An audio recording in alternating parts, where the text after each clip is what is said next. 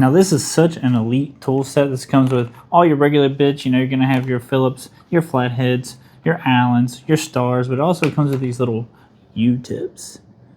And what's really cool about this little tool is obviously it's gonna make it really, really easy to do quick, maintenance. But let's say you're working with multiple bits on the same project. You need your main bit right here, which would be a Phillips. We got us a flathead going too.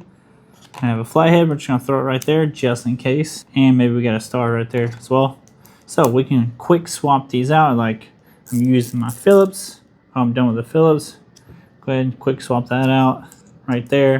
And you don't have to worry about losing this because it's gonna go right back up there where the magnet is.